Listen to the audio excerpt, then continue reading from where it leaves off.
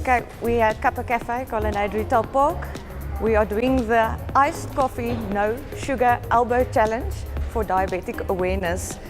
The reason we're doing this is I've got a very good friend that is in hospital, that is very ill from diabetes, and we just want to put diabetes awareness out there.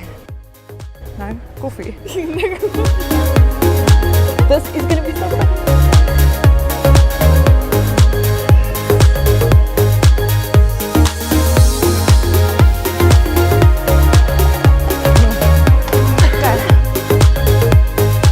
I challenge Bruce Robertson and the whole Robertson family to do this challenge and share it.